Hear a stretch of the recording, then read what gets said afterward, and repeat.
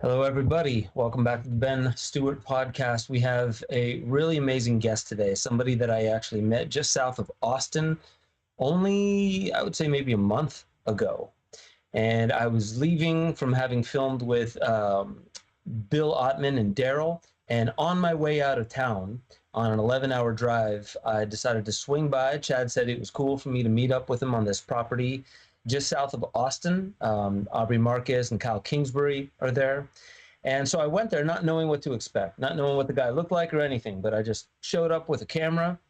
He recognized me. He comes walking up and says, "Hey, you're Ben. Let's get recording." And it was one of the most amazing interviews. Very well spoken, very beautiful.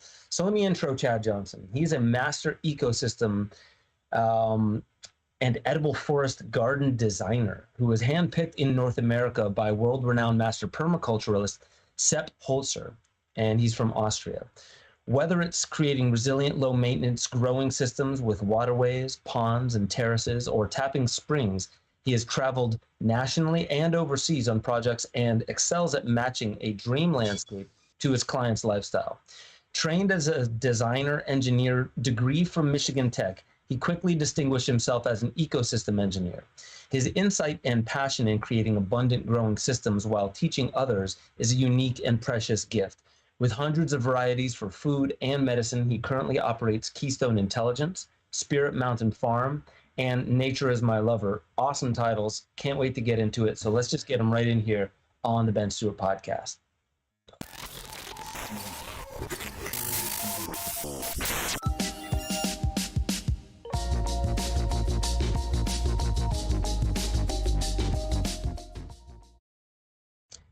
And here we are. Chad, my man, how are you doing?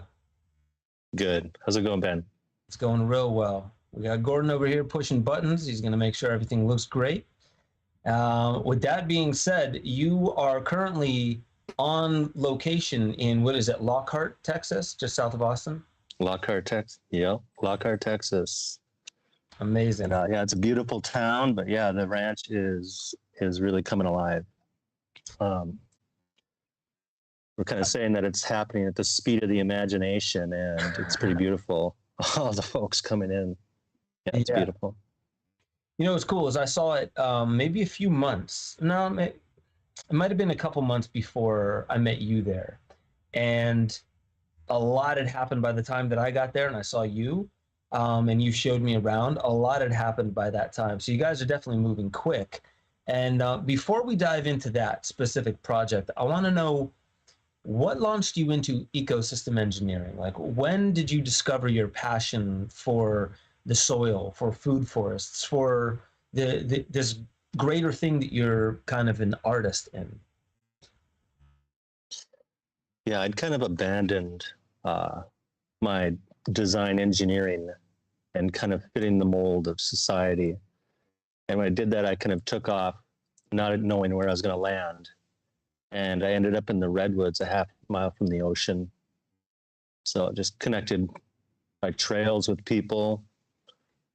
At night, we'd come down by the fire. There'd be guitar, bottle of wine, cutting boards, and then a great feast. And I was like feeling like I landed in paradise. A week later, 9/11 happened. And we're sitting around the fire. And that night, we were like, well, we have no idea what's going to happen. Let's make more gardens and greenhouses. So I kind of went out alone and found an opening in the Redwoods, and it just felt right. And I opened up the soil, and whatever hit me has kind of been with me since. And some huge spiritual experience came in. I was having this powerful moment. I was kind of still on my knees and just feeling there was like almost presences on the outer edge. I don't even know how to describe it. But that never left. And that over the last over 20 years has just grown. Fell in love with it, had amazing experience. Passion drove me forward, and just more pivotal experiences led to eventually working with Sepp Holzer. And then going into hermitude, and now I'm coming back out. And I landed right away. Kyle Kingsbury calls me, and 30 seconds in, we were both ready to go. Amazing. You mentioned the Redwoods. I spent a lot of time up in the Redwoods. The cannabis culture was definitely what drew me there, and the Redwoods were what kept me there. Incredible. Just, I mean, feels ancient. They feel intelligent. There's something about that area. Were you cultivating at all in that time? Were you working with the cannabis plant? No, I wasn't. I'd actually stopped when I got there, but it was everywhere. And it was, there was a lot of beautiful people and things going on. But yeah, there's definitely a power that's going on in there that you can feel it. It doesn't take much to feel it. And yeah, I after a year, I just felt like I couldn't be captured by beauty. I had to go back and see friends and family. And then I journeyed back to Minnesota, which is actually where I was like, well, the trees here look like shrubs. But I'm thinking I'm going to find, the piece of land I want in Minnesota. And then Spirit Mountain came out of nowhere. And I'd been in the area, and it's kind of hard to find, and it's tucked into a place where not many people go, but all the flora, fauna, forests, streams are a little bit different from the surrounding area. And I've been there ever since. I feel like there's a story there, Spirit Mountain. I want to know more. A great name. Yeah. So the Native Americans had a lot of their ceremonies, whether it was weddings or in the spring gathering of tribes. So many tribes had come together, even though they know they may be possibly warring later. In the winter, they would gather. In the spring, there was a lot of fish, wild foods, wild rice. And even the peoples before the Ojibwe there, the Chippewa, they even had a name for it that was the place that spirits dwell. It's very gorgeous. And when you come out to the end of that Spirit Mountain Ridge, you end up looking out upon Lake Superior, the tip of Lake Superior, and it just turns into a vast ocean. And so that was a place for also vision quests and probably much more. But it was also their Garden of Eden. So I had gotten my hands on an old book that told a lot of the old stories. And I had a vision to recreate the sacred Native American hoop gardens. And I imagined it would be me out there planting it. But what I didn't realize is I'd created like a nexus with my gardens, and no tractor, no fence, but nature moved right in. I think I'm up to 12 or 20 groundhogs living in the terraces. And by year 7, out on a walk, because I'm also connecting my wild culturing with that and wild harvesting, was a stream where I noticed I estimated maybe 10,000 edibles that they'd taken from the garden. So it's probably birds, animals, maybe wind, insects. And they had planted out a ton. And so I was like, this is incredible. It was like I was like, wow, this is a nursery. I could start moving this in, or I could just watch it grow. So decided to let it go. And the next year, that probably went up tenfold and then spread out even more. And now the year after that, it just kept going up. I felt like tenfold. It's hard to say. But so now that vision of replanting the Native American hoop gardens is actually being done by nature, birds and animals, and much faster than I could ever do it. And they're actually bringing in Solomon seal, parasol mushrooms, and a lot of things, vervain, things that I did not plant that are now coming in. Good choices. A good select. Yeah, Good when selections. you said you thought you were going to be doing the hoop houses, and then you said but, I was like, oh, I bet you people just came knocking on your door saying, can I work your hoop houses for you? I didn't expect it to actually be the plants. Or well, the plants, the wind, the animals. That to me, you said no tractor as well. Now this has got to be even to people who are into permaculture and agriculture in general, like planting and stuff like that. It's a little bit foreign. How is it that you? So do you have anybody working with you, or do you work the land? Like when you say no tractor, like what is it that you actually do with the land then? So right now I'm pretty much harvesting. I'll move plants, but really it's my wife and I. And when you create this kind of naturescaping, or what I learned from Sepp, you're kind of reading and working with nature. You make it so you don't have to irrigate. He's got many techniques, and you start to gain these keys or moments in the garden where ideas come to you or come through you. And so I have thorny barriers to direct the deer. I'm planting young trees that I want to get started without wanting to put a cage around it, or even a tree guard. I'll plant them in something like running raspberries. So I also pick things that run and spread, and then I'll plant inside of those. And then I call those raspberriers. And it becomes a nursery, becomes a little community, because it's different root levels. And then it also protects a young tree from being scorched by the sun, which also allows more water to be held in the land. And it also inspires it to now go up and find the sunlight instead of maybe branching off. These little things like that, these little epiphanies then form all together for a bigger system. So when you're walking through, there's something different, but you probably haven't seen it. And it's taking, which was pretty much a flat piece of ground, and working around the water. You're working with what is your dream? What does paradise look like?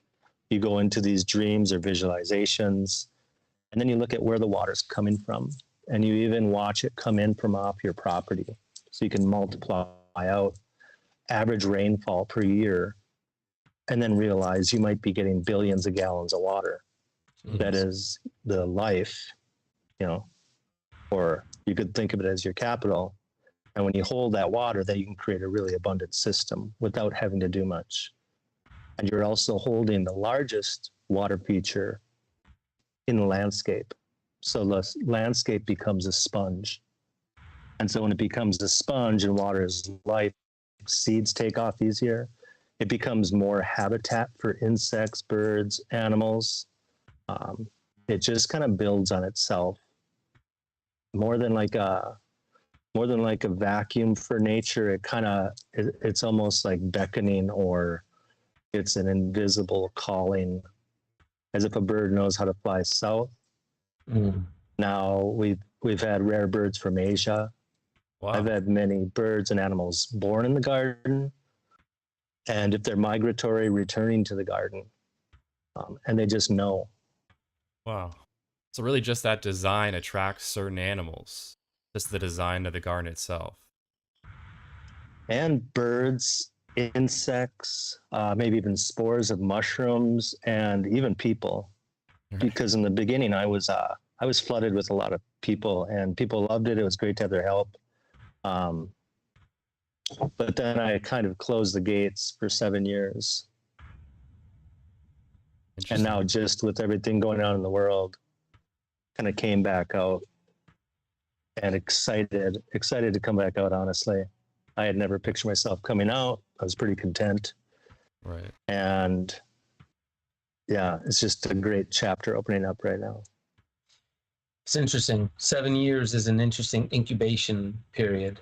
And you mentioned dreaming and also calling from the land to other creatures. Now, when I met you for the first time, you were mentioning like the creating a waterway which calls in obviously the frogs and different species like that. So there's things like water that could attract the calling. There's probably flowers that can bring in pollinator species. but it seems even deeper than that, deeper than the specifics of what plant calls in what. It sounds like you're connecting with the property, you're connecting with the calling of what it's calling you to do. To it seems like intelligently do the right, most efficient amount of work, not a ton of work, but the right amount of work, so that it just becomes an emergent, the garden becomes emergent. It's emerging rather than being built. Is that correct? Yeah.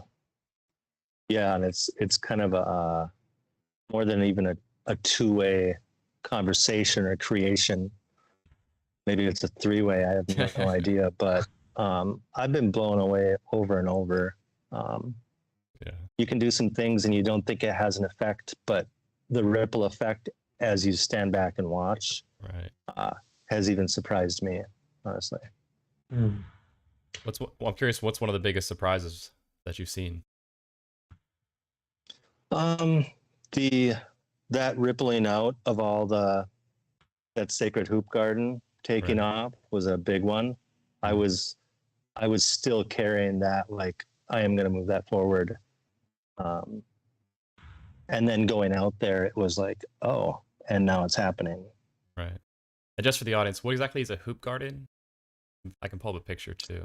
And I think this is what a lot of indigenous cultures were doing, was they were working with nature, and nature was helping spread these gardens. So whether you think of it nomadic or even seasonal, they would go in certain areas where they had wild foods. So maybe in the springtime they would do maple tapping, but they would probably have other things they could eat around there. And they had a wide variety of medicines and food and fish, and there was tons of game. So they had pretty much everything they needed. Let me see if I can pull up here too for the audience. I don't know if I just answered that question, but yeah, no, I'm just curious. Is this what you're referring to when you say hoop garden? This style, this design, or is it a different? Oh, actually, it's a big piece of land that you can walk this hoop. Oh, actually, that's what you can mean. Walk. It's like the picture you brought. Like is that what you're? Area where. And actually, it's like taking, like, say we go and we're in the maples and we have certain things that we can glean from there, and then we decide to move off. And I don't know exactly how they did it. A lot of the history is lost, but interesting. I'm starting to see that probably what they were doing was working with nature in a way that multiplies out. Okay, interesting. Yeah, I wanna ask, even Maria, the chat's really loving this. Maria, love photography, says, "Wow, fascinating. I love this. Is there a feeling like downloads or tapping in?" And this kind of touches upon the dreaming aspect. I would love for you to elaborate a little bit on your concept of dreaming into it, because most people obviously think dreaming is just what happens unconsciously at night. Please elaborate that in connection with how you are a steward of the land. So that's a good question. There's something I've also blended with it called Imagineering. So you can do it right in your own space, even if you're inside. You can ask yourself, what does paradise look like? And then you can let your imagination fill in that. You start to say, well, it's probably the sound of water, and there's flowers, and there's smells, and you can actually eat the flowers, and there's a beautiful place up ahead that you can see just around the corner. So you start to imagine what that can be, and that starts to open up something inside you. Then you can even go into the space. Maybe it's in your backyard. Maybe it's 1/10 of an acre. And you go out there, and now you do the same thing. And then you hear the birds, and you see the animals. And maybe you say, well, it's not going to be seeing my neighbor's house or even hearing that traffic. So now, let's say you take your backyard and you terrace up. So what you take out to terrace up drops you down into a bowl for growing. And you plant out those terraces with trees, with flowers, with vines. And at the bottom, you seal it.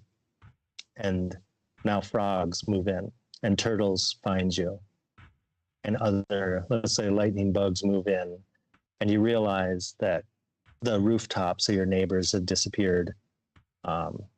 You're looking through the canopy, or sometimes the blossoms or fruit, at the sky, and it's a sound buffer and it's a visual buffer.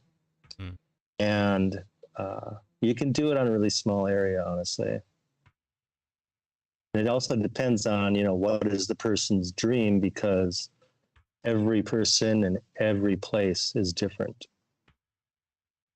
Makes sense.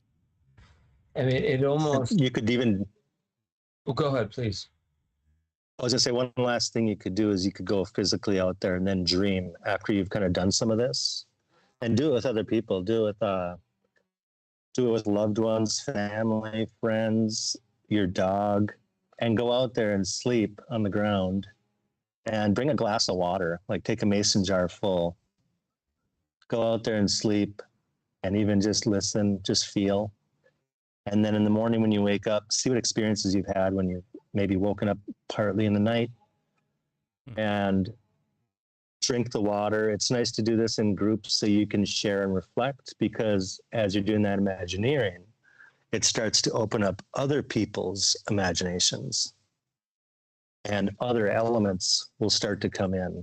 And I like to say these things aren't coming from me so much as coming through me. I create myself as a vessel to hold this or cultivate this, whether it's a garden or the imagination. Dude, I love that. And what I was going to mention was so Imagineering, again, I think a lot of people may assume that imagination is just neurology. It's something that's created in the brain, or it's just within us. What are your thoughts on imagination? Does it originate within us? Is it fed by the environment around us? Like if you were to go out there and just sit in nature all day or all night, would you think that your Imagineering would also be partly whispered by nature itself? Yeah. I believe it kind of comes from you and through you, and maybe more specifically, there are things that can stream in that maybe you're not aware of, whether you want to think it's from spirit or ether. Nature is a gift, and so this is God's gift or the Creator's gift, and so it's a gift that keeps giving, that keeps going.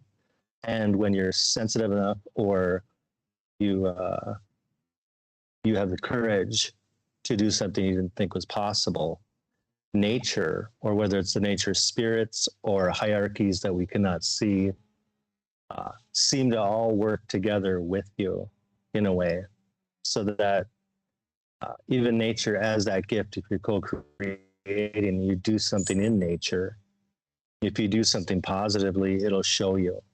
Sometimes it takes time, but those are the best lessons, a lot of times whether you want to call it failures, I see it as a teacher, and then it teaches you that. And then if you do something negatively, it'll multiply out like that. You do something positively, or you do something very positively, then it'll ripple out like that. I would love to know a little bit about your experience with Sepp Holzer, like a little bit more about him, how you got into contact with him, and what you feel like you learned most from him, and then where you kind of took your practice from there. Yeah, so I was creating my own gardens, and I had visions of a water feature. So I hand dug a pond, and at the same time I'm making terraces, gardens, waterways. And then someone introduced me to Sepp Holzer, and they said he's having his first US visit. This was back in 2012. And so I got his book, and I opened it up, and it's one of those books, so right on the first page, I just kind of closed it again and realized that this is going to change everything. And it did. And so I was doing qigong at the time in my gardens, and then meditating on this. And then when you're out in the gardens, it starts to almost kind of activate you, and you start flowing, whether you're just walk out there with your tea or coffee, or you're doing qigong. It's amazing how when it starts to grow, it starts to change things inside you. And I was like, I'm really excited to go see this guy. Just reflecting on it in my own gardens.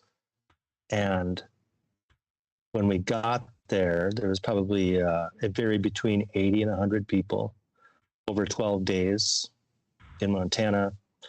And on the last day, he had us all present designs, and I was the last one presenting. And when I did, he said, "This is your new designer. This is your new architect." And this is coming through a translator. And then he kind of pulled me aside with another guy and everyone else went with his other students. And he just started talking about nature and the world and people and nature. And I really had no idea what was going on, but the farm I'm on now had fallen through 6 months earlier after working on it for a year and a half.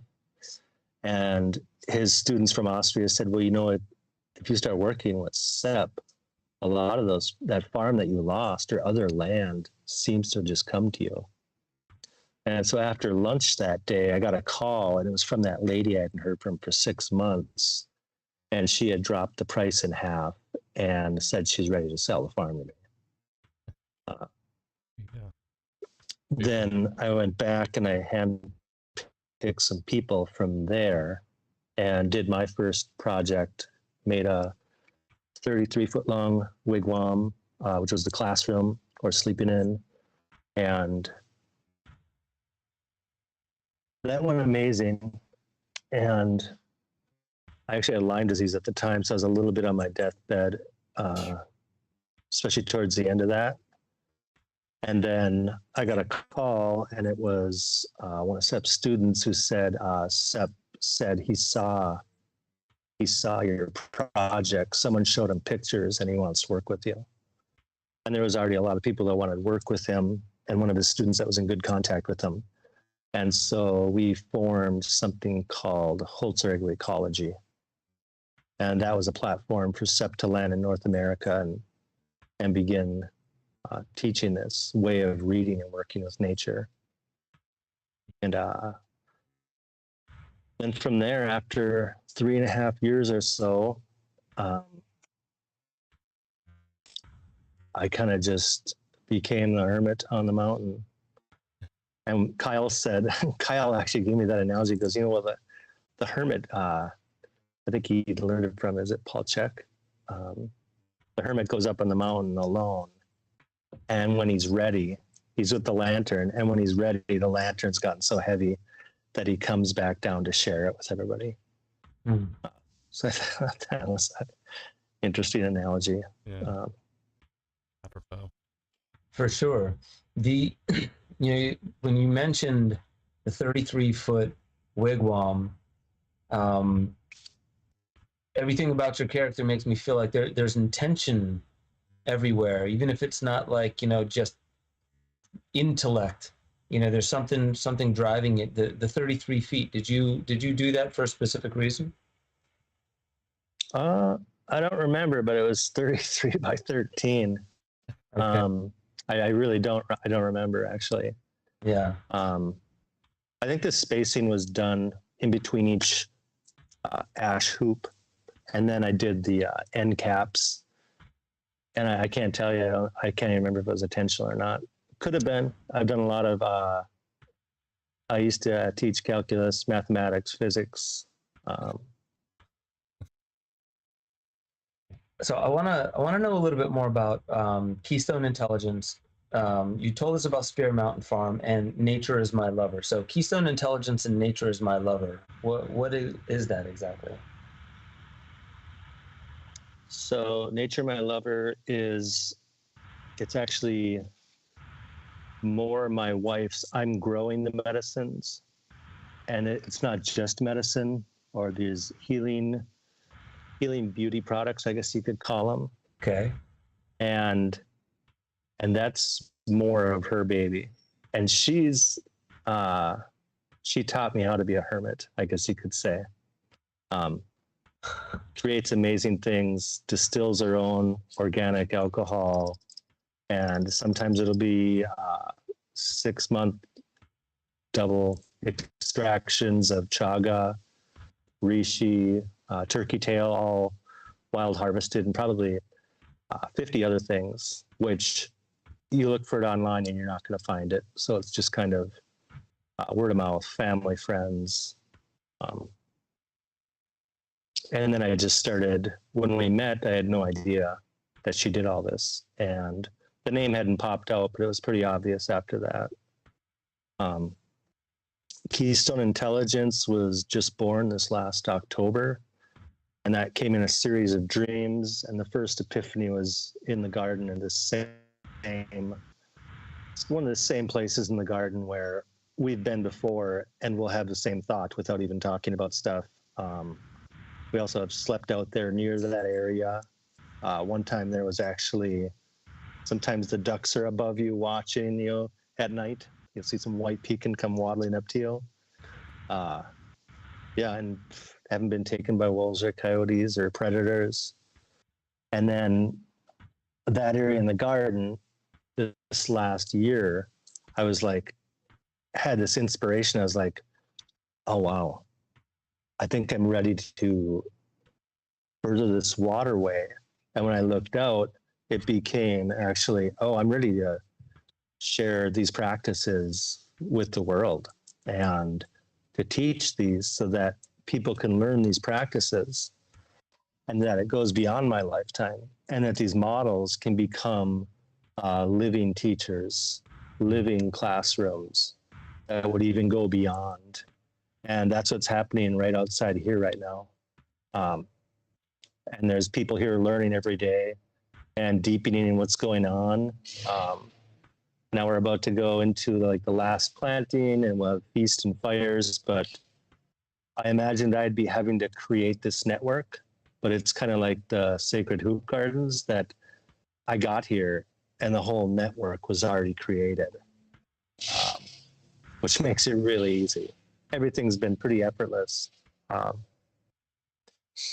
as far as that. Yeah, pretty blown away by a lot of what's unfolding and coincidences. It's whatever, however you want to define coincidence. Yeah. The universe winking at you. I would love to now. Yeah. I'd love to talk a little bit about the property you're on now. And you'd mentioned that people are coming there every single day. Like, are these people that you've connected with, that somebody in that group is connected with? How are they finding out about it? Do they have some kind of expertise that they're bringing to the table, or are they just looking to lend a hand? Tell us a little bit about like what's emerging on that property.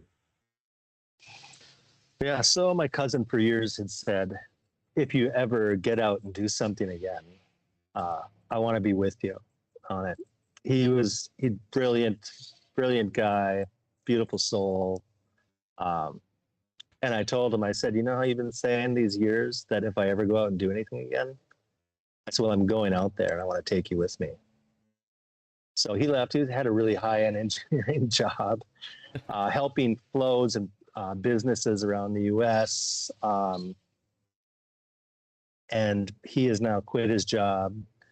Nice. And things are just taking off. And also last year I met Austin Connor, who is young and another beautiful soul. So us three are pretty much the core right now. And they're becoming really good in a lot of the techniques that I'm teaching them from Sepp. And if there's anything that needs to be figured out, we just come together, and it's pretty amazing what can get done. And Austin, I saw him actually on heavy machinery at Adrian Grenier's place. And so once I got to meet him, and we had some beautiful moments, and I'm like seeing him work with heavy machinery. We also all have knowledge of biodynamics, key lime plow, a lot of Sepp Holzer, Mark Shepard. So the overlap and strength of us three is like really great. And you just And recently then when we did. came here, Is this what you just But- recently did? This photo that we can share for the audience. Is this what you guys recently worked on? yeah, and it's a lot further along than that right now, but that came in a series of dreams. Kyle had thought about different areas, and we talked about doing what we're calling Mecca and the Living Temple. But this area became the wisest area to begin in, partially because of proximity and his goals or vision, or what he wanted to accomplish first, which was food sovereignty. Mhm. And so he didn't expect what was going to come out of it. And honestly, I didn't know yet either, because I always leave things open for the imagination. So you can always improve the design. You can always make it better. You can always make it more. So you're creating while you're creating. And it's pretty awesome. That's all planted out right now. We've mulched it. We're doing the last seeding. I think we're supposed to get rains on Monday. And so when you take a flat piece of ground like that, and now you do your earthworks, and there's special ways you're separating materials to rebuild them, now you have a clean slate. You can pick all the greatest plants. Look at the diversity of microclimates. You're blocking winds. You're holding water. Even the beds are holding water. And when you create those different microclimates, blocking wind, different sun at different time, that's when you're going to start to bring in diversity of insects, birds. You'll see what things do best. But honestly, if you typically give it water, it does pretty good. The thing that those raised beds do, it's an ancient technology that I'm just playing with. And you get perfect drainage. It becomes a large water holding feature. Also, if you want to test this out, think of a conventional farm field or garden that's flat and feel the sun on it. And now tilt your hand like at 70 degrees towards the sun, and now feel what you're feeling from the sun. It's much greater, but you also have perfect drainage. So when they catch water, they'll charge up with water over a year. Now the rainwater is filtering down and remineralizing. It's creating minute pathways that also become for bacteria, and worms start to take off. And so the worms become your plows, and the roots start to dive down deeper. And the water that it's holding becomes your water regulation. So if you have climate extremes, like I've had this in my farm last year, you have 4 or 5 months of drought and super high temperatures. Minnesota in the spring, 80 is unheard of. And then it goes all through summer. Well, because the beds in the landscape is charged with water, everything loves it and takes off. And it's just a really high living mulch. And the atmosphere is kind of living in a way you could think of compounds being released and other little microclimates going on. And then we had a big rain in the fall, and all of our earth forms just charged back up with water because the humus is holding 5, 10, 20 times the amount of water normal soil can hold, and probably more, because it's keeping it cool. And water likes to be cold, dark, and moving. And water, it's like water attracting water. If you put a cold bottle of water on the table and all of a sudden it's starting to form dew, it's just a natural process. And when you're keeping it cool like that, now the earth can receive that water, the rain, much easier. If it was hot, it's going to not receive it, and it's going to start to create erosion. And so right now we're just pretty much raising up the green gown, and all the leaves are coming on the trees, and we're doing different layers of vines and hundreds of different species, mushrooms, all working together. Wow. And the beds are a huge part of it, because now you're planting three-dimensionally, and instead of a flat space, think of the area. Now think of that as the area. But you also have roots diving down because of the nature of how those earth forms work. You know, I love this. And we had a chat just the other day with my wife, and you had mentioned something that I hadn't thought of. And so my brother-in-law is in town, and he, not to give away an idea, even though he wouldn't feel ownership over it, but this idea of, you know, something of real value would be the soil. So like, you know, a certain unit of soil, the healthiest soil would be like a coin, if you will. But beyond that, and there's so much more that he was getting into there, but beyond that, he said, if you think about it, the most barren land would have the most, you know, people who are going in and flipping houses, right? They're not looking for houses that are finished. They're looking for houses that need a lot of work, landscapes that need a lot of work. And you jogged my memory with that as well. You said, like, when you can take something that looks like desert and acknowledge that there actually is water deep beneath the, you know, the ground, there's so much room for improvement there. And then you mentioned microclimates, like changing microclimates. And I've seen this done like in deserts where people made swales and then they planted, and eventually, you know, after with trees and different plants, created different microclimates in the desert itself. And so that to me is like, you know, the flipping houses mentality, but in the reviving of the earth. So I would love to know, like, your thoughts on that, because it sounds like what you're talking about there is just a slight restructuring of something, and then bam, life thrives and it flourishes, which would raise not just economically, but that would raise property value. And in that, what raises property value is not just functionality, but beauty as well. And you mentioned the diversity, and there's something about diversity that makes for a strong ecosystem, right? When diversity seems to dwindle, it seems like the ecosystem loses a bit of its immunity.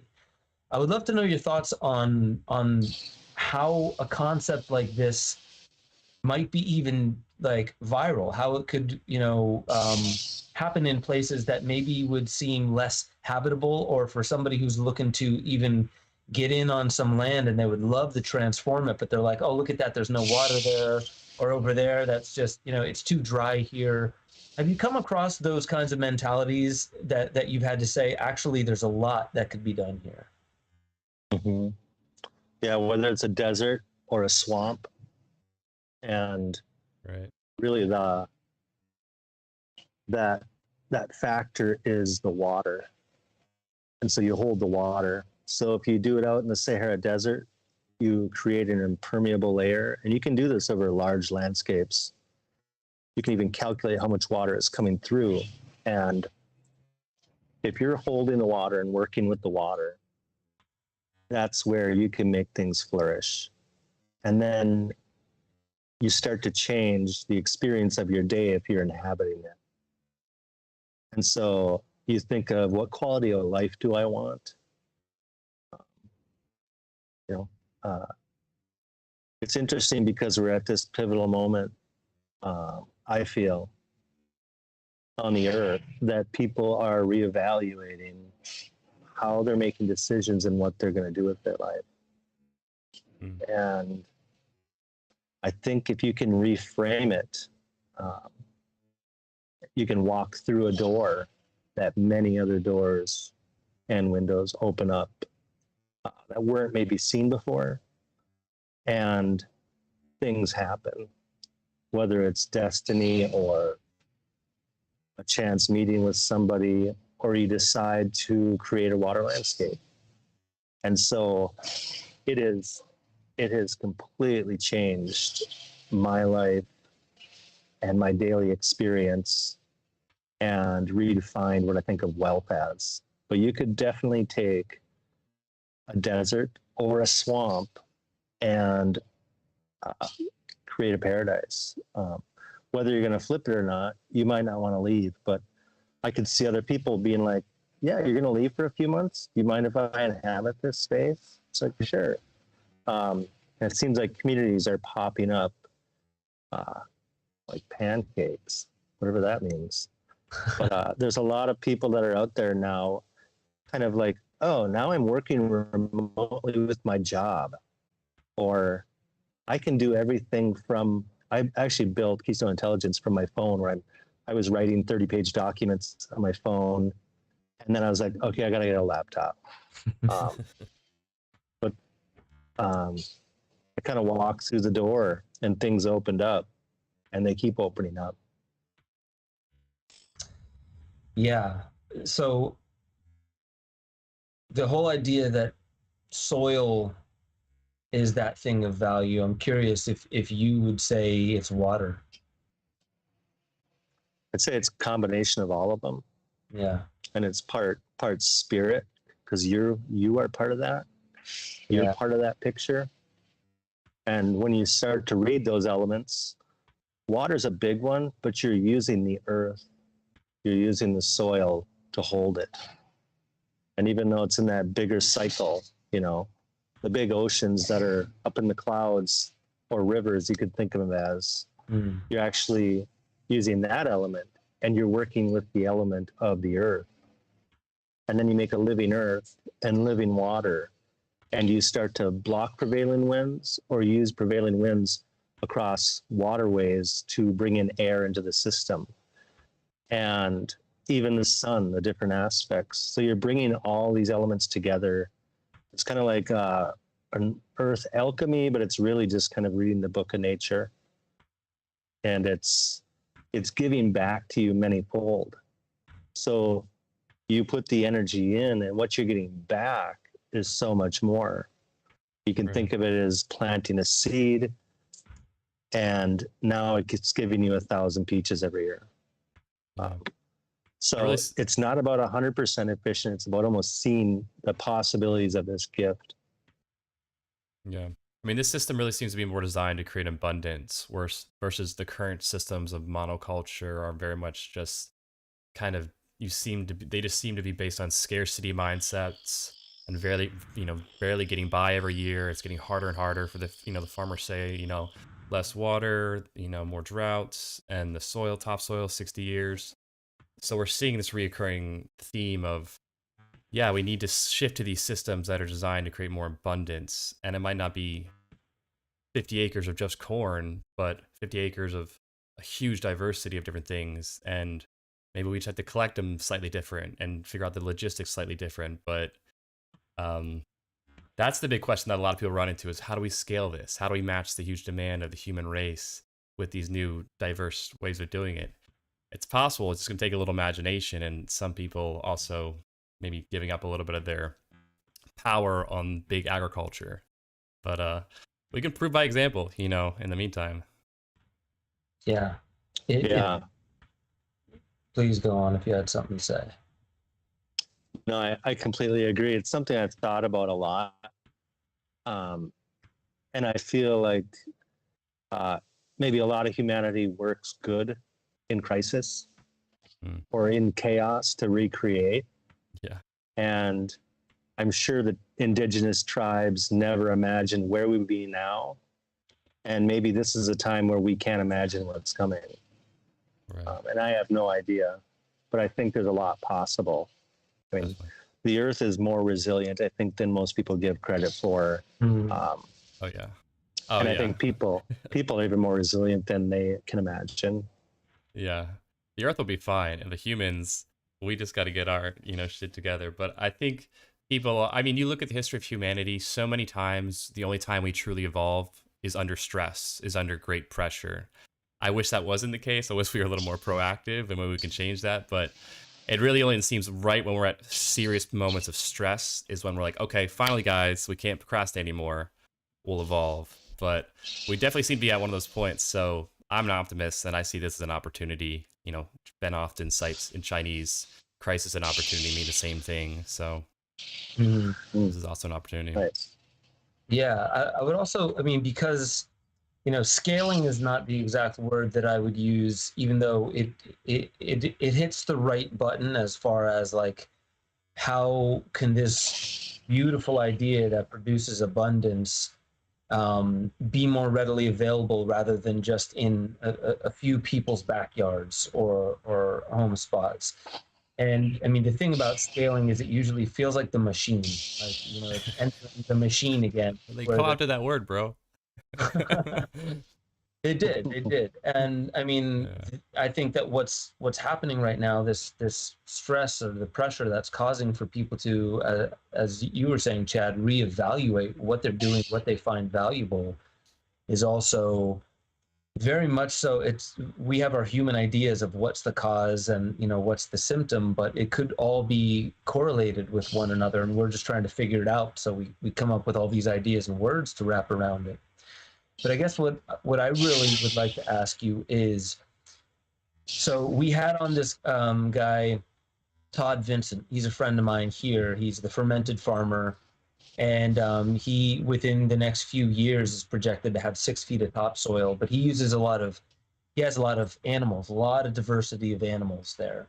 And so I'm curious. You didn't mention anything about bringing in animals other than naturally they would just arrive, like ducks and stuff. I'm not sure if you brought any in, but I guess the question is, how do you see the when Gordon was mentioning monocropping, he was mentioning the depletion of topsoil, and I know that's not just monocropping, that's also the way that it's been tilled, and you're mentioning even the angles towards the sun and having completely flat ground. I'd love to know your thoughts on, well, first, on you know, Spirit Mountain. How's the topsoil doing, and is it something that's just naturally emerging? The topsoil is getting better and better because of the way that it's set up, and that's the main thing that I feel like if that could be brought even just to golf courses. You know, golf courses are heavily pesticided and sprayed and stuff like that. But even if just a portion of these kinds of ideas started to virally infect other systems, I feel like even golf courses would attract more pollinator species. There would be more of an explosion of life everywhere, even in, like you said, a tenth of an acre outside. So what's your big idea, your big vision, your Imagineering of how this ripples out to more of Mother Earth? Yeah, because it's kind of hard to imagine a system, even just from a picture, until you actually inhabit it or experience it or you taste it and you feel it. And I actually was digging for my root cellar into one of the earth forms I had, and still at 6 feet down, I'm finding earthworms. And I'm not sure how deep it goes, but it's definitely the worms as plows is a pretty good one. And I usually am letting plants fall where they may, and a lot of times reseed. Otherwise, I'll use my scythe and take out certain things. So I think that's a huge soil builder and way to even steer your system. But yeah, people experiencing it or even realizing it exists, it's kind of a rare thing right now. They're out there, but there's not many. There's a few surviving ancient food forests, but I think a lot of them have disappeared. Like thinking, oh, the pyramids weren't built out in the desert. They probably had a pretty good growing system to create that. And maybe it is, whether it's inspiration or the imagination, the quote of how more powerful than all the armies in the world is an idea whose time has come. Because another quote is that kind of piggybacks onto that is, even though all the problems in the world seem to be getting increasingly complex and more difficult to solve, all of them can be solved in a garden. So there's your food sovereignty, there's your health, there's your daily experience, and you can start small and each time increase it, or you can go bigger depending on who's helping you. But there's so much wrapped into it. I think, and sometimes I think you don't have to leave if you have enough.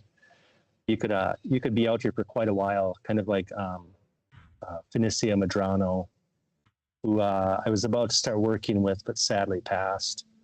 I think it's an unwritten book. Nothing's going to stay the same. I think the pendulum is kind of swung, and I have no idea where we're going, but I think there's a lot of good ideas where we can use the technologies and the know-how. And that's what I'm doing, is I'm blending ancient and modern. Exactly. And I think we're kind of remembering a lot of that. What I'm seeing around me is people are like having amazing lives, amazing experiences. They're changing everything they're doing and remembering ceremony, you know, and remembering a new way to be living together. It seems idealistic, but people keep coming back out here to soak it in more. And this is just in the beginning building stages. 100%. I'm actually using the machines that are considered the destruction. So the excavator and the skid steer are like, oh, here they come. But then the resulting ecosystem is a paradise. And you're like, oh, so what used to take generations and generations to build now can be done in days. I love And all that. your friends and family want to come over and hang out. Yeah.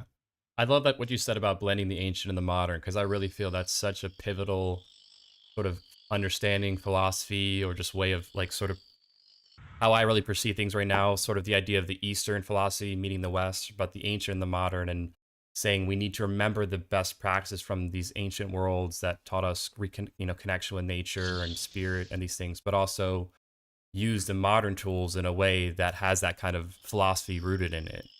But a lot of times you'll see, I only want to do ancient or I only want to do modern, and there's this sort of war between the two. And I'm like, hey, like, what about something of blending the two here, guys, where we take the best from both worlds? And we live in a time where everyone wants to make things tribal and in absolutes, but I see it as, no, let's take the best from this and the best from here, and let's create this new paradigm where it's this hybrid. But that's I just, my 2 cents on that. I totally dig that it's cool that you're embracing the modern too. Yeah, it seems like the low-hanging fruit right now. Yeah, I agree. Especially with everything going on. And I got to give credit to Sepp Holzer, Rudolf Steiner, friends and inspirations I got to work with, Karen Doherty, Mark Shepard, all these people who I feel are best in the world, or when you look back on the resulting systems or effects of all these, then kind of bringing all their stuff together and then creating more out of it, blending a lot of them, and then having my own epiphanies. So I give credit to all those people and all the people that show up here and work with me, because now we feel a new type of brotherhood, sisterhood of people connecting. Oh, you're back, and there's hugs, and we're all out just having awesome experience. And community. You're building the community too. Community. I mean, that's so critical. You're in the, you're not in the trenches, you're in the garden, literally. So but you are the pioneers starting this community that a lot of us digitally are going, man, that looks awesome. I want to be there. I'd love to join. Everyone in the chat's like, how do I move there? How do I do this here? So I'll meet you in the trenches. Yeah. But these are for sure. And so everyone is extremely yearning for community right now. You see it so much. You see why there's like a lot of people using technology just for escapism, because really what they want is community and connection, but it's hard to find it in their area. So a big part of what Ben and I are trying to do is as you're saying, embrace the modern with the ancient philosophy of tribe and community and ceremony, and try to have more events online and offline. And obviously with the shit show the past 2 years, finally having people even be able to be in large groups together. But with Aubrey as well, Ben and I really have a lot of respect for what he's doing with Fit for Service, and showing like, hey, let's start actually doing these things, having people come out, having them have the experiences. And there's nothing more than getting your hands literally in the dirt. So it's a great tool to build community. I mean, building a garden is as primal as it gets. So it's like, what is a great way to help start a community? Let's build a garden together. So from there, you can kind of branch out all kinds of, beautiful things within the community. But Ben, go ahead. I think you wanted to.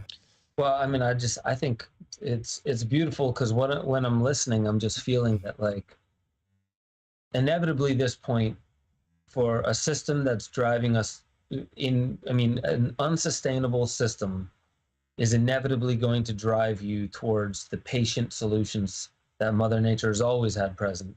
And it's almost like death. Like death is a lesson, and it's something that, many of the mystics said, die before you die. Understand that this is the last journey, the last test. And it can wait patiently. You can ignore it your entire life until that one moment. And it just waited patiently, supposedly in the dark, if you will. And what I love about this is it's not death so much as the death of something we were trying to prop up that just was not going to last. And perhaps it serves its purpose in that respect. Perhaps these moments inevitably drive us back to humility and reverence for that which has always been primary, and that is nature and the intelligence of it. And I almost wonder if religion would change. You see how religion is changing now, and there's Dadaism, and there's this kind of scientism type of thing, which feels very external to us. It's not something that's linked in with us. It's centralized somewhere else. And I feel that really what would happen is an unsustainable system collapses under its own weight. And naturally, our focus would be back on the plants that sustain us, the earth, the soil, the things that, look ancient as well, but they become new again. So I know that's not much of a question. I'm just I'm just feeling into everything that you're saying here, Chad, and how you're piggybacking, Gordo. It just feels like the solution is so evidently already present, and it's about engaging with it. Yeah. Like you said, that you can't remove the human element of it either. Like we're here for that reason. And when you engage your consciousness and reverence and your appreciation and your love for what's already here, it's almost like that's on our deathbed. That's all we're going to think back on. Like, man, I wish I would have paid more attention to my relationships, whether it be to people or nature, whatever it might be. But that's when you realize what mattered all along, and it was just patiently waiting for you to acknowledge it. Well yeah, agreed. And you almost have to be willing or dying to find it. It's almost like we've slowly been germinating for however many generations inside these four walls.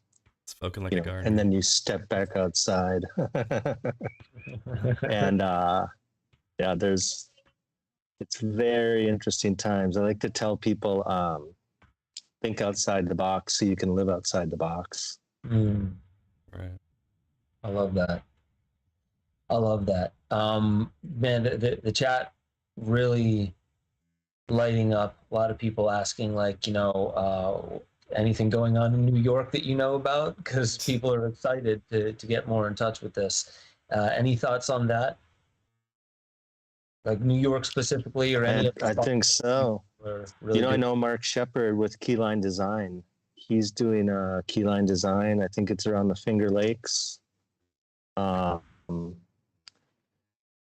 And he does a little bit different work, but the Keyline Design is very powerful for planting out. And I think a lot of what I do is I'm blending all that together. So the human inhabitants of nature is still there. It's not just some farm field out there. That's another, it's out there and let's go get the plow and let's go do whatever. Right. It's creating almost a new culture in my mind, and just seeing how people relate to each other, and they're realizing, what's around the corner, physically what's around the corner, because I'm designing this around gateways so that you're coming in, and every time you're coming in, there's a transformation of plants. This is built around ceremonial plants, and it's built around healing healing the landscape and healing people. And I told Kyle, I said, so this, this is supposed to make people cry. And so this lady came in and she just started dancing in. And by the time she got to the center, she was crying. It was really beautiful.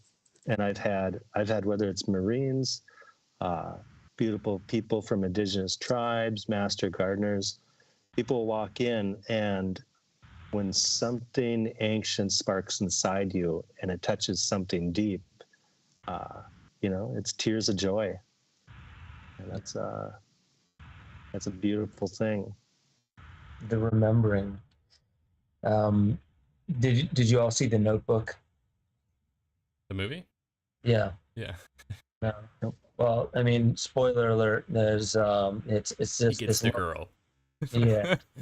Well, there's this love story, and like you see it early on in their life, and then it's intermixed with later in their life. And the woman has Alzheimer's, and she's losing her memory, obviously, of him, and he won't leave her side.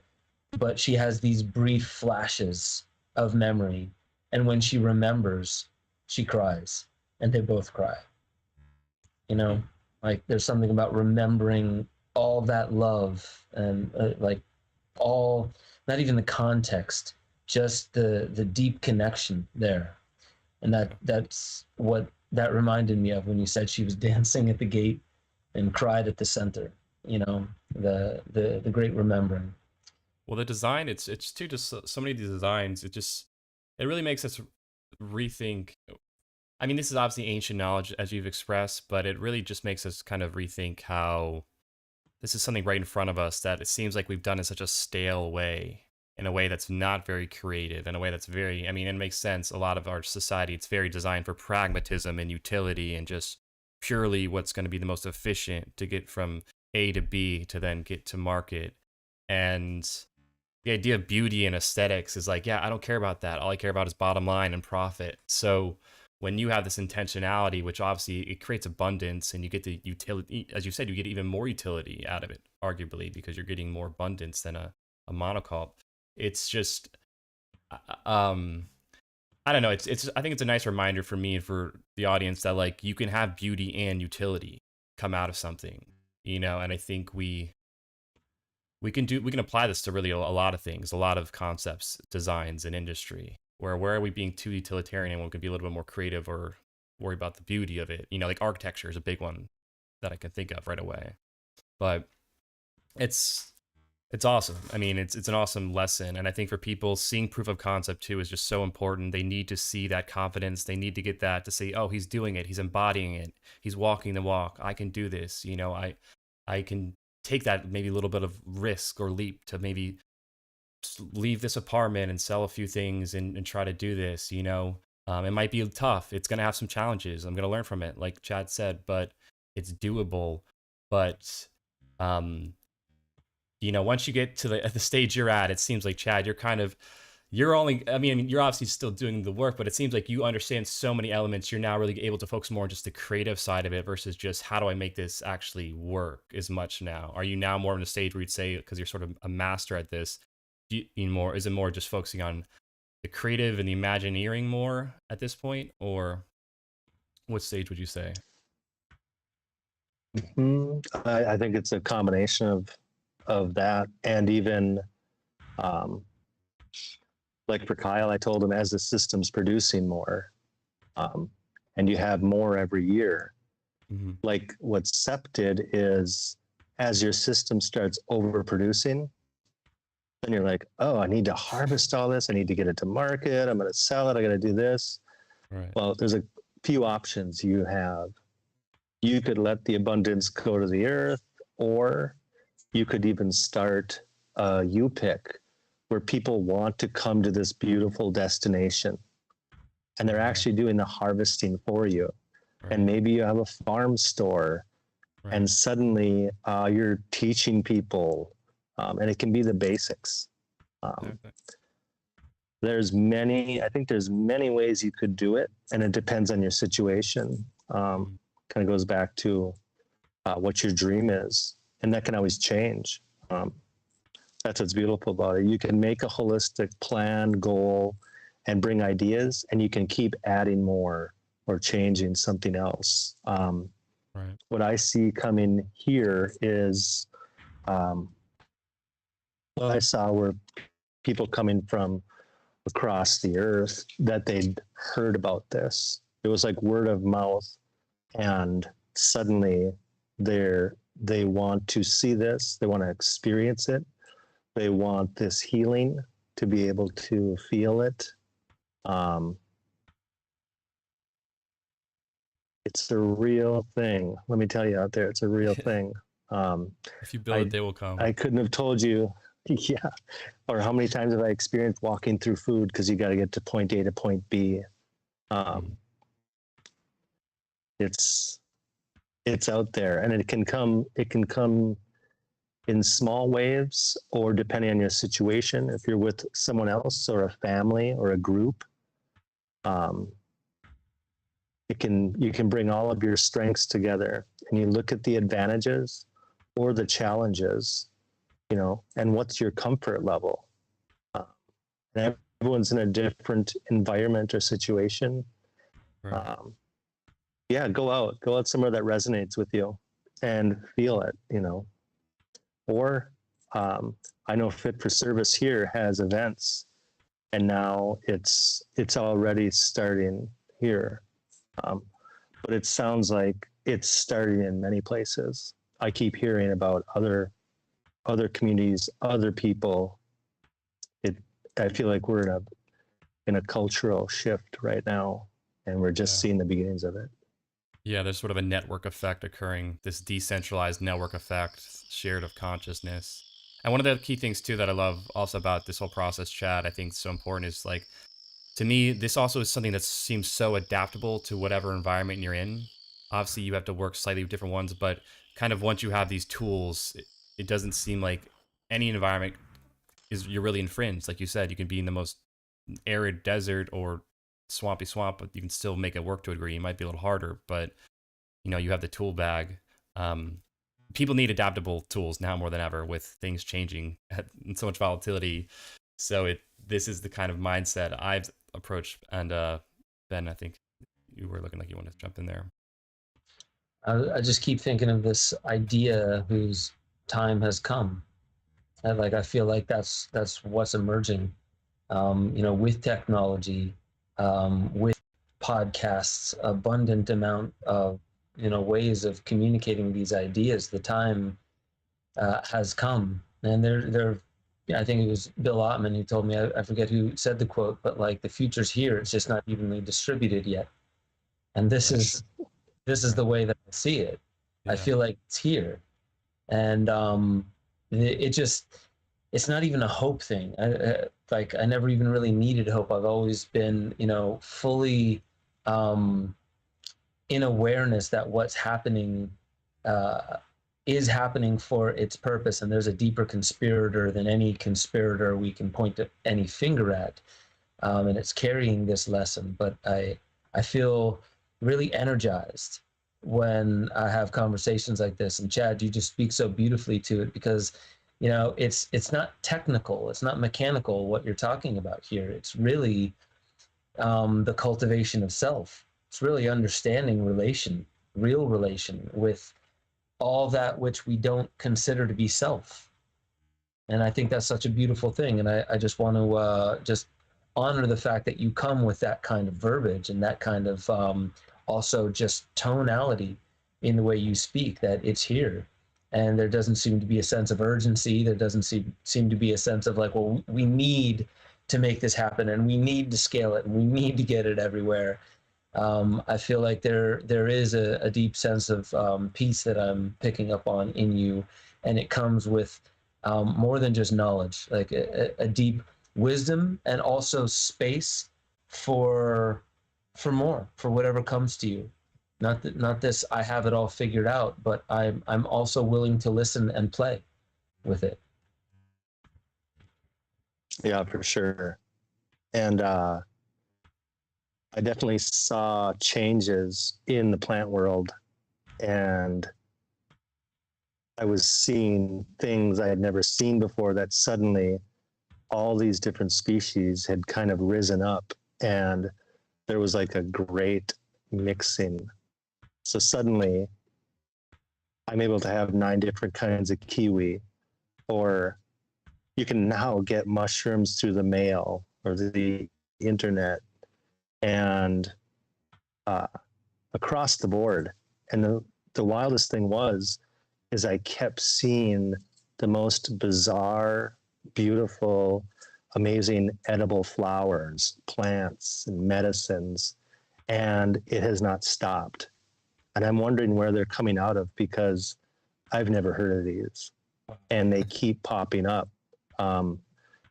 There's a gentleman who's kind of become a friend. We've been in contact a little bit over Messenger about combining what we do, and he's kind of the Indiana Jones of the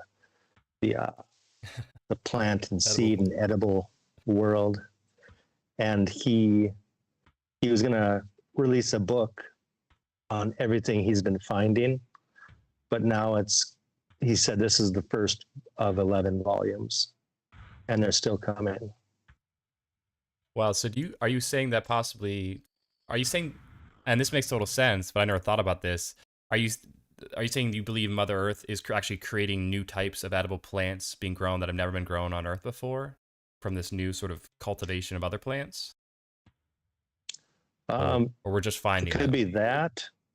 Yeah, that's a good question, because it's either that or it's coming out of Tartaria, or I kind of believe, I don't believe like it's a globe or it's a flat Earth. I kind of feel like we're living in a realm, and there's many possibilities, and this gift can change. The dimensions or what's possible can change, and so it's, in a way, it's also a cradle, but it's also a learning place, and it's many things at once.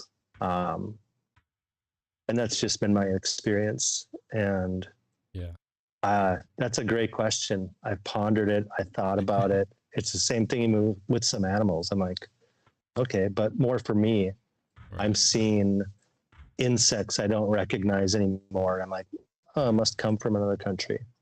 That's true.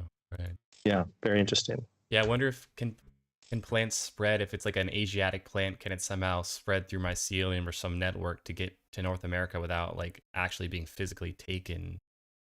Do we already know that? Well, I mean, what we do know is that LA imports 25% of its smog from China, and seeds and pollen do flow through the air.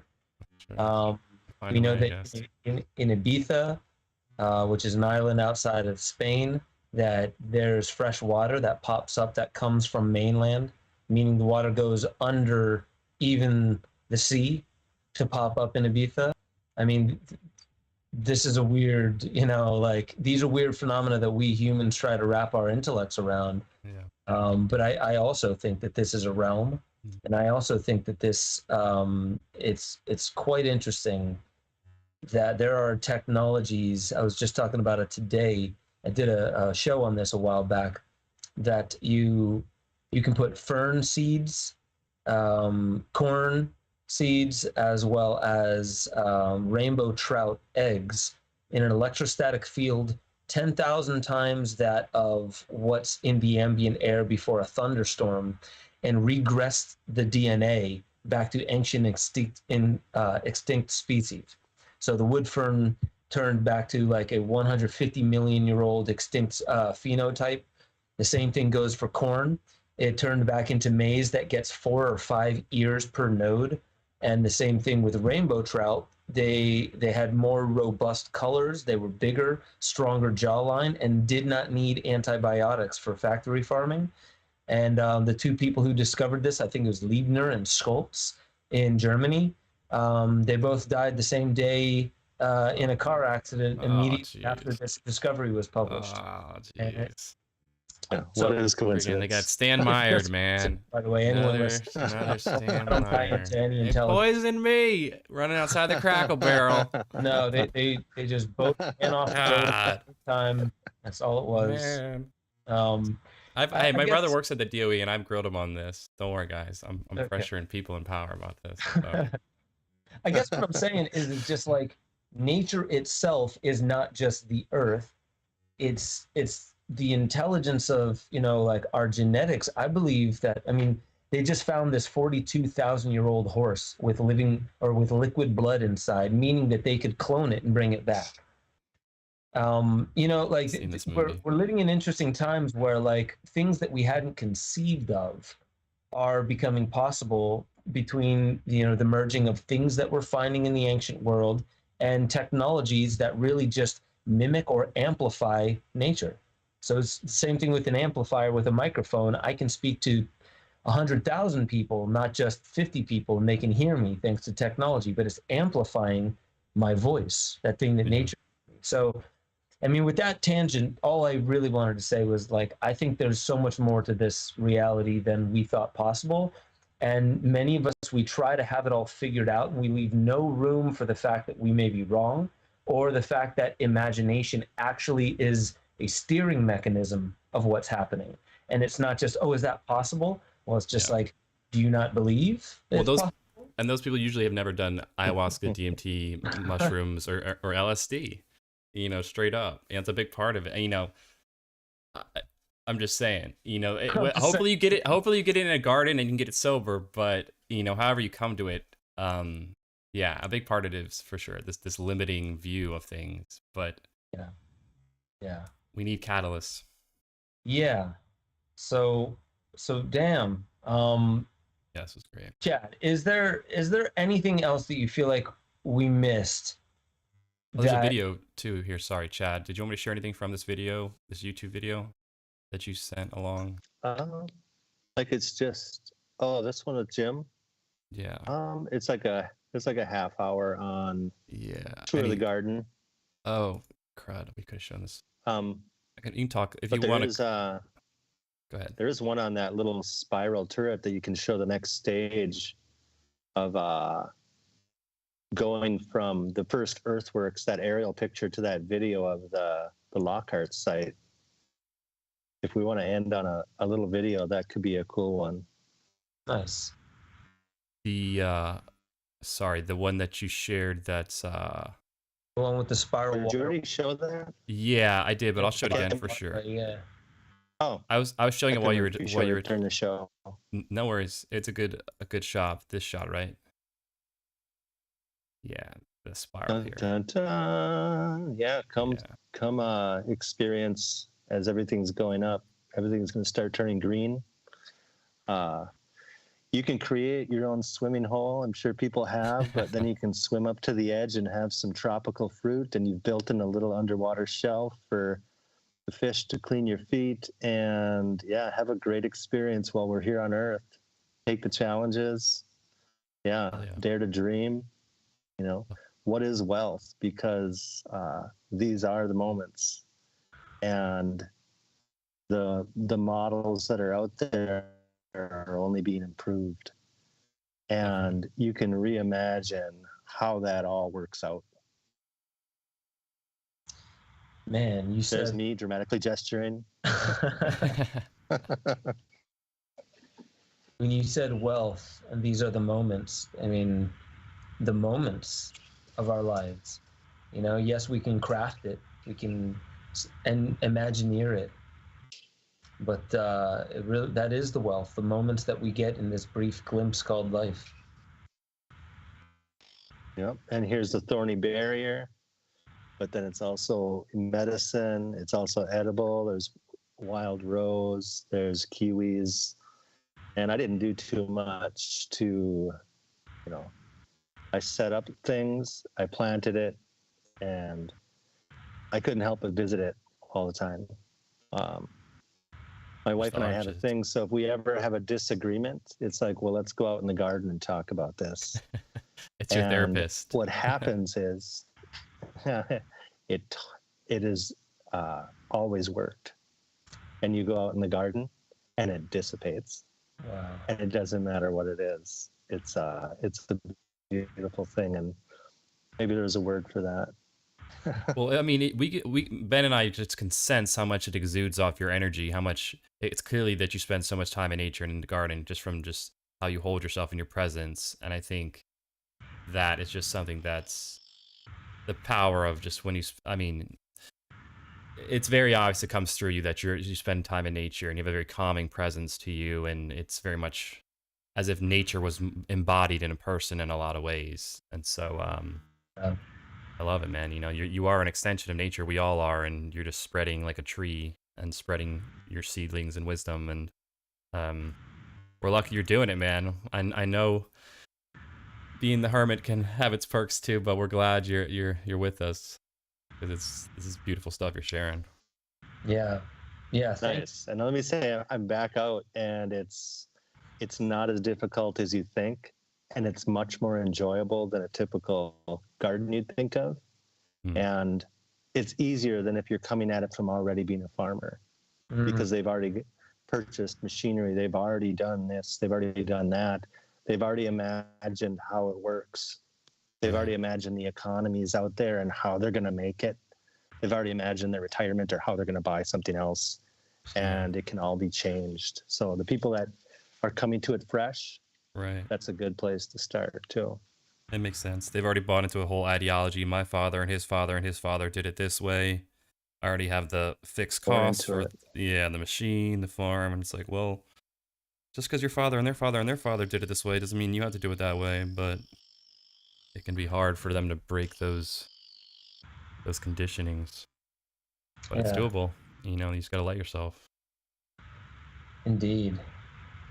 Yeah, Chad, I just want to say that it's great that you came down off your mountain, and you're spreading not even just the wisdom, like it's beyond that. It's whatever nature has done with your nervous system as well, and it's definitely something that's inspiring my wife and I. And I really look forward to polishing up that interview I did with you on that property, and getting that out there. I'll send it to you before I do anything with it. And that's going to be a really nice one, because we were able to walk around the property. I had my gimbal, so these were smooth shots, and it was just a really beautiful interview. It was a nice morning.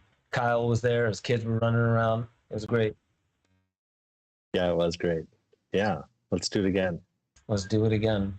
Is there any way that you want people? Do you like people connecting with you? do you bring people to a website? I don't.